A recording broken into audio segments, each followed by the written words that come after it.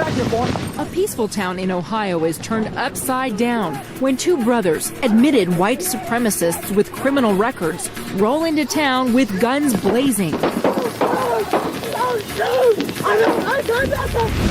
February 15th, 1997, Wilmington, Ohio. State Police Trooper John Harker is on highway patrol. With 11 years on the force's drug interdiction unit, Harker has been involved in some of the riskiest and most high-profile arrests in the state. We worked in southwestern Ohio with the intention of apprehending folks engaged in criminal activities, felony activities, drugs, stolen property, that type of enforcement.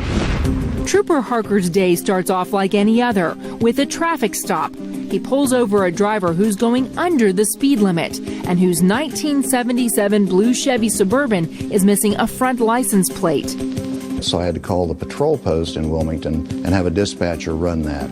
The license plate did match, at least the appearance of that vehicle, but that it was expired. But for now, this seems like it'll be nothing more than a routine traffic stop. Afternoon, gentlemen.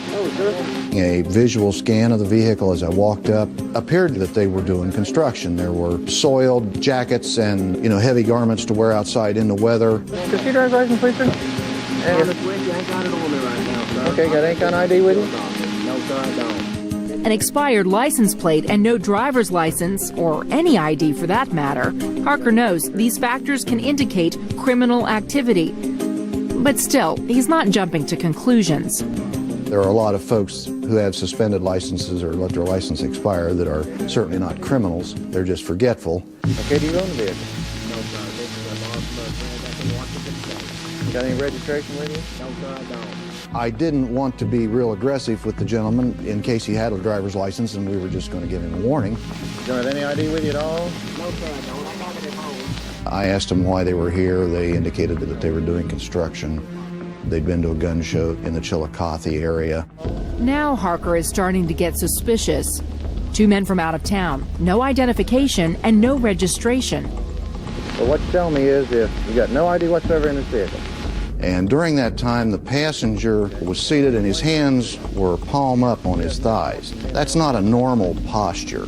That's a posture of surrender. Let's sit back here with me a second, sir. His gut now tells him something isn't right. Trooper Harker decides to separate the two men. I wanted to get information, and I didn't wish to be so accessible to the passenger and the driver both. You say you borrowed the vehicle? Actually, I'll tell you what the process is. I'm from a friend. As he came around the rear of the car, I started a pat down of his exterior garments. That's when the driver starts to get spooked. Any guns, knives, clubs, stuff like that on here, sir? I don't want you going and searching through all my stuff. I'm not searching through your stuff, No, sir. I'm going to put you in my car. I feel violated. He was feeling at that point that I was violating some of his rights. To the best of my recollection, I had never had anyone on a traffic stop use that particular verbiage. No, but I don't want to be violated like this. All right, sir, then I'll arrest you for not having a driver's license. It was a combination of factors. His resistance, the verbiage he used. I felt that possibly these folks were some sort of a militia or a paramilitary organization. There's also something troubling Trooper Harker about the passenger. While we were discussing this, the passenger was watching us in the rear view mirror, but he was also, I was losing vision of him completely. He dipped out of sight at least 3 times. In the meantime, another officer happens to drive by. He's Deputy Robert Gates of the Clinton County Sheriff's Department. He watches Trooper Harker navigate the traffic stop from the other side of the road. I saw that he was standing outside of his vehicle and was talking to what appeared to be the driver. I also noticed that the passenger sitting in the vehicle was staring at me intently and watched as I went by.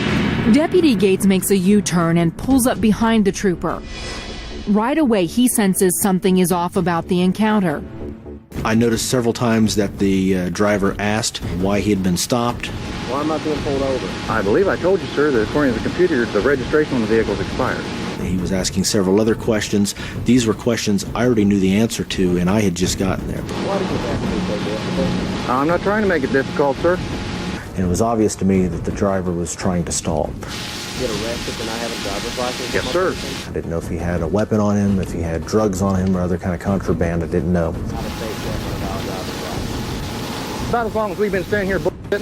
I wanted to resolve the situation, and he just wanted to get away. And I think he was weighing his options on how best to achieve that goal. Now, what do you want to do, sir? The situation that has been escalating is about to explode. Without warning, the driver makes a run for it, heading straight to his car. They reached around his shoulder blades and tried to pull him back from the vehicle. The officers have only seconds to react. That's when I saw a weapon coming across the back of the seat.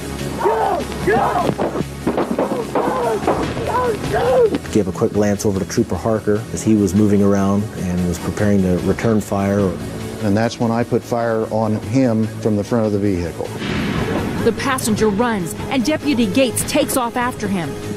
I started a chase after the passenger, but I didn't run full bore yet because I didn't know Trooper Harker's condition. The driver jumps in the truck and speeds off with Harker still hanging on. After taking about 3 or 4 steps after I got disengaged from the vehicle, I did fire around to flatten a tire to impede his escape. Meanwhile, the passenger has run off in the direction of this nearby condominium complex. Back at the scene, Trooper Harker radios for backup. 587 Wilmington, get me some units out here. The subject in the Suburban has fled the scene. I have another subject out on foot. Shots have been fired. The dispatch goes out, and another Wilmington police dash cam shows an officer heading into an office park where the Chevy Suburban is reportedly parked. As that officer pulls in, one of the suspects opens fire and hits this police cruiser and then takes off on foot. The 2 suspects are identified as Shane and Chevie Kehoe. They both managed to elude law enforcement that day. But 4 months later, on June 16, 1997, the passenger, Shane Kehoe, turns himself in.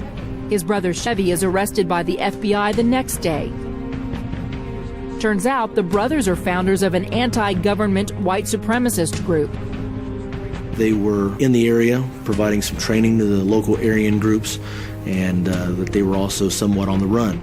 Incredibly, police also learned Chevie Kehoe is a suspect in the murders of an Arkansas gun dealer and his family. In 1998, Chevie Kehoe is sentenced to 3 life terms for murder, conspiracy, and racketeering. His brother Shane is sentenced to 25 years for the Ohio Shootout. Trooper Harker has since retired from the Ohio State Police. Deputy Gates has been promoted to Detective Sergeant. They run into each other from time to time, and although they don't often speak about what happened that day, both are thankful to have survived an encounter that could have easily ended tragically. If Deputy Gates had not stopped when he did, I probably would have at the very least been severely injured or killed. Go!